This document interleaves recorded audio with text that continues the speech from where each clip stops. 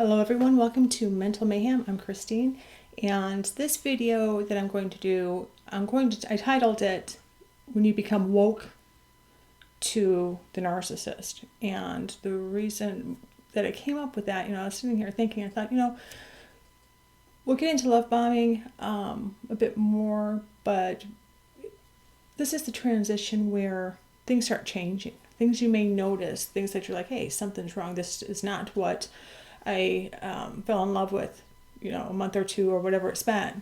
This person's changing on me. And sometimes it's very obvious. A lot of times it's very subtle.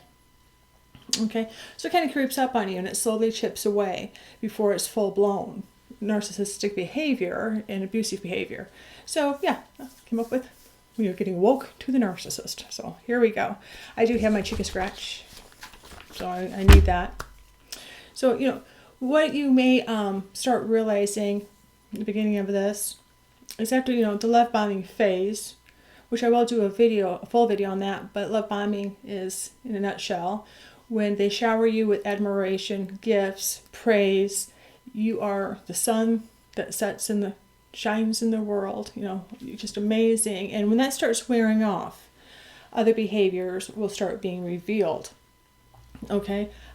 What you may realize is that, initially when you meet this person, they may play the victim in their last relationship. They did nothing wrong. It was all the other person. And, they have no blame in it.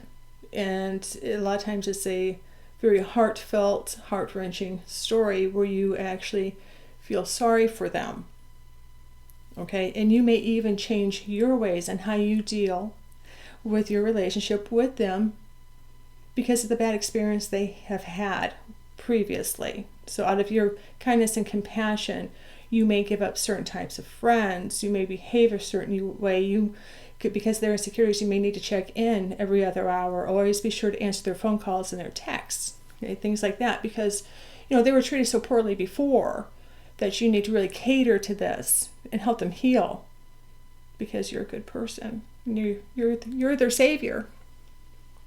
All right, but in reality, it's they get all of that. They get that emotional feed, but they also have tabs on you now. Creating a pattern, creating a habit that you are expected to carry out throughout the entire relationship, whether it's 2 months, 2 years, 20 years. This is the foundation, the footwork of your future relationship. All right, and so this may not really be a problem, but what if you're working? What if you have late meetings that really need your attention and cannot be interrupted?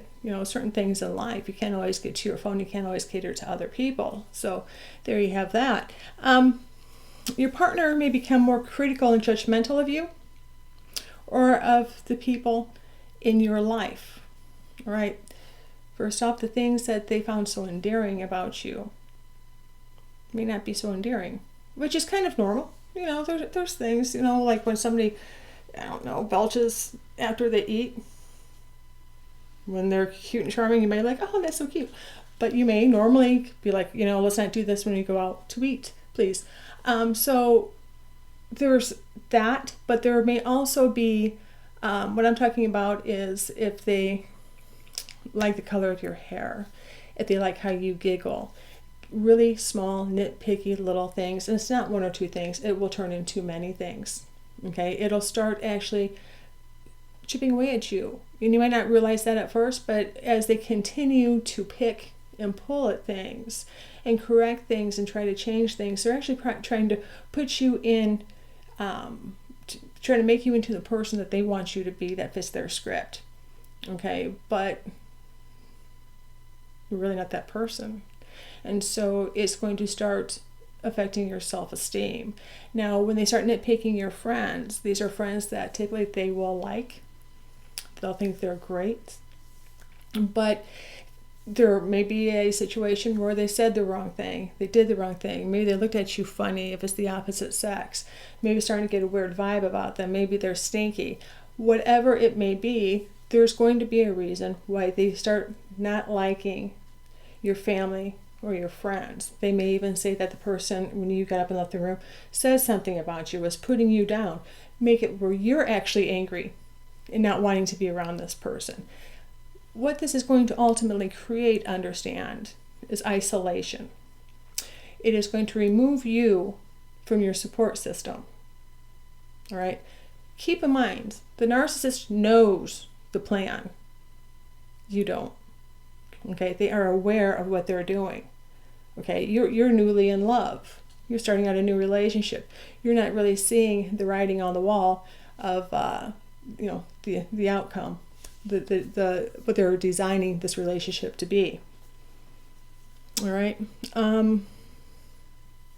Correcting and belittling. They may correct every word you say, everything you do, your personal beliefs, how you reason things, how you look at things, your perspective. All right. It can goes on and on and on. It can really, be so, I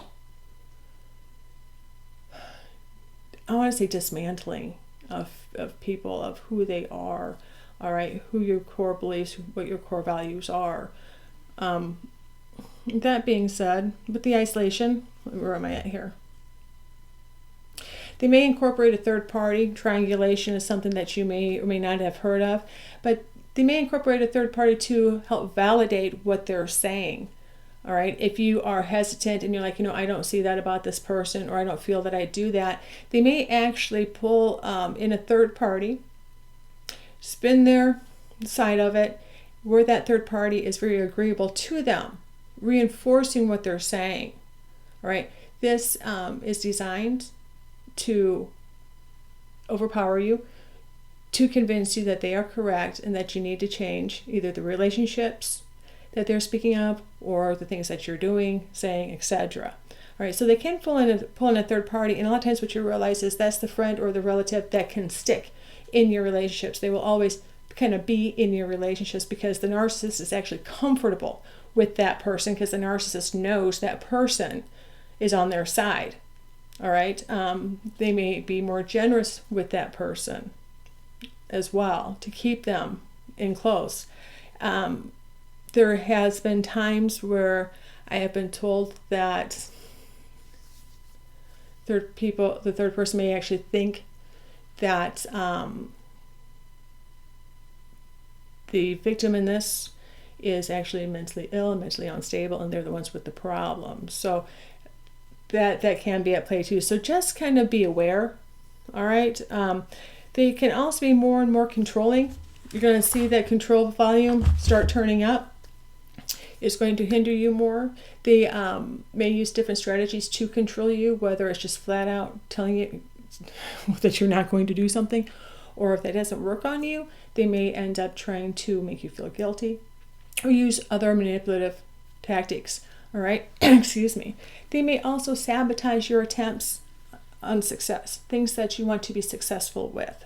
All right, whether it's work, hobby, if you're training for a marathon, whatever it may be for you, they may do things to sabotage you. You need to keep in mind all these things. It's not one separate thing at a time. All these things together. You're starting to become isolated. You're starting to second guess yourself, how you present yourself, how you speak, the things that you do, the people that you hang around with, the choices that you make, your belief system. All right, now you're going to start feeling where you cannot succeed in something. You're going to start doubting your abilities. All right, so this is becoming very crippling to the victim, very depressing. So it's not uncommon for depression to start settling in. All right, making people feeling very defeated. It's really kind of mean. They may encourage you to quit your job. That's another thing. Become more financially dependent on them. They may create bills that will cost you money, or situations they may encourage you to spend your money. All right, and this is designed honestly where money's power. Money gives you a way out.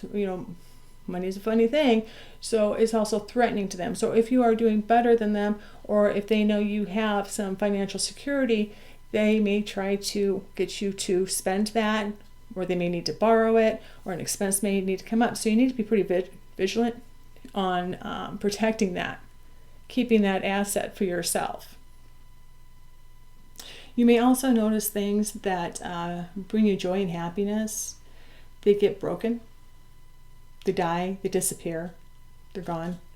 All right, those things may be whittled down. You may have something that you treasure that was left for you from a dear aunt or whatever, and all of a sudden it was accidentally broken. Okay, there is, in my opinion, some narcissists that actually kind of get a little bit of joy out of your heartbreak with things, along this line. I've experienced that. Okay. With that being said, their irritability, their explosive behavior, if you go to challenge them or interject opinions, things like that, where you are not expecting it, it does not call for it, they may explode on you. Okay? In arguments, you may realize that they yell over you, that they will not hear your side, they will not take responsibility, they will not take blame, though, I hate to say blame in an argument, so we'll say responsibility. They will not talk things through. They will use verbal bullying a lot of times, and that is, again, talking over you, talking louder than you. Some will get physical. I say it in every video. If that's your situation, I do implore you to get help. I sincerely do, because it can be very, very dangerous. But the constant correcting of words and facts and beliefs and things like that, all these things together can and usually will wear a person down. And so I just implore you to, if you're experiencing this, don't doubt yourself, because that is one thing that victims tend to do by the time this stuff starts coming up. I'm hoping you'll get this video if you're in this situation soon enough that you're not beaten down, because you kind of get to a place where you really don't feel like you have the strength or the capability to get out of it. And it doesn't get any better the further you go down the road. So, all right, guys, this is Getting Woke. See you next time.